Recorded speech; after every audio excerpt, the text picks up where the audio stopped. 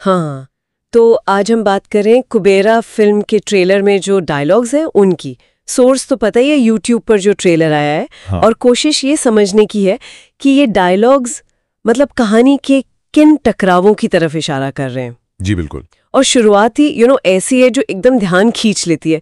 करोड़ों करोड़ों करोड़ों कितना होता है सर? हाँ, ये सुनते ही लगता है कि भाई मामला सिर्फ पैसों का नहीं है, ये तो कुछ और ही लेवल की दौलत है। सही बात है। और फिर फौरन बात तेल को कहते हैं, कुबेर का ऐसा खजाना हाँ, जिसमें पूरी सरकार हिलाने की पावर है, मतलब पैसा और उससे सीधे सत्ता को चुनौती। बिल्कुल। ये सिर्फ मतलब पैसे की बात नहीं रह जाती, ये उस ताकत की नुमाइश है जो शायद नियम कायदों से भी ऊपर है।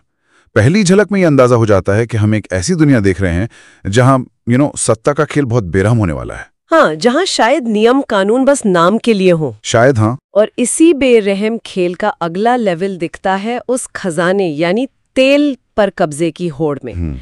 एक किरदार है, वो सीधे कहता है, मुझे ये चाहिए सीधा जी।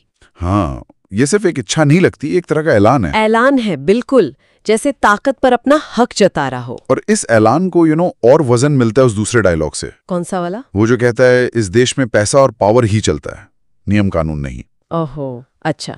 ये तो मतलब बिल्कुल साफ कर देता है कि लड़ाई सिर्फ तेल की नहीं है।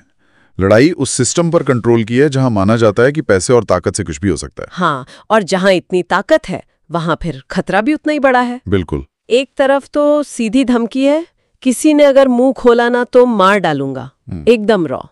तो दूसरी तरफ किसी को बचाने का वादा भी है, ए पर कोई हाथ नहीं उठाएगा, समझे? हाँ, ये टेंशन साफ दिख रहा है, प्रोटेक्शन भी है, थ्रेट भी है। और इसी बीच ना एक उलझा हुआ रिश्ता भी दिखता है। अच्छा। वो दीपक नाम का किरदार पूछता है, मेरे पीछे क्यों पड़ा है तू?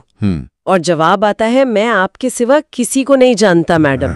मतलब ये क्या चक्कर है? हाँ। ये रहस्य को और गहरा कर देता है। हाँ, ये रिश्तों की उलझन तो है ही, साथ में वो जीने और मरने की कश्मकश भी है। हाँ, वो भी बहुत स्ट्राइकिंग है। एक तरफ तो वो डायलॉग है, तू जा अपना मर, मैं जाती हूँ अपना मरती हूँ। हाँ, मतलब पूरी तरह निराशा। हाँ, जैसे सब खत्म। बिल्कुल।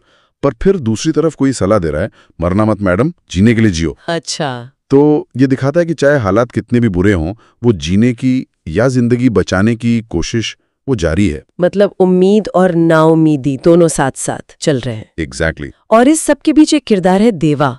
उसके बारे में सवाल उठता है, इस वक्त देवा कहाँ होगा? हाँ, ये देवा कौन है, कहाँ है? और मजेदार बात यह है कि उसे एक भिखारी जैसा बताया गया है। अच्छा, भिखारी। हाँ, डायलॉग है, भिखारियों का एड्रेस नहीं होता, लेकिन फिर उसी भिखारी के लिए कहा जाता है, एक भिखारी ने पूरे गवर्नमेंट को रिस्क में डाल दिया। अरे वाह, ये तो बड़ा इंटरेस्टिंग कॉन्ट्रास्ट है ना? मतलब एक भिखारी और उसने सरकार को मुश्किल में डाल दिया। ये कहानी में एक अलग ही परत जोड़ता है। यहीं पर मुझे लगता है दो बातें और गौर करने लायक हैं। बताइए। पहली, वो दयालुता पर जो टिप्पणी है। दयालु होना अच्छी खूबी है दीपक जी, मगर वही आपको धीरे धीरे मार देती है। हाँ, ये तो काफी सिनिकल बात है। हाँ, शायद ये उस दुनिया की सच्चाई दिखाने की कोशिश है कि भाई यहाँ नेकी या दयालुता आपकी कमजोरी बन सकती है। और दूसरी बात, वो आम आदमी की लाचारी। एक डायलॉग है ना, पैसे, पुलिस, कोर्ट सब उनका है, हम जैसों के हाथ में कुछ नहीं है। हाँ, ये पूरी दुनिया ही उनकी है।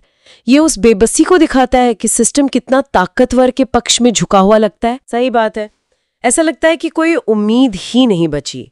लेकिन कहानी शायद यहाँ खत्म नहीं होती। अच्छा। क्योंकि इस लाचारी के जवाब में एक बहुत दमदार आवाज उठती है, ये पूरी दुनिया उनकी नहीं है मैडम, ये दुनिया मेरी भी है। अरे वाह, ये हुई ना बात। ये सिर्फ एक डायलॉग नहीं लगता, ये सीधी चुनौती है उस पूरे सिस्टम को, उस सोच को कि सब कुछ उनका है। बिल्कुल, ये स्टैंड लेना है। और फिर टकराव का खुला ऐलान भी है। वहां पैसे, पुलिस, इन सब से फर्क नहीं पड़ेगा उसे, वहीं देख लूंगा।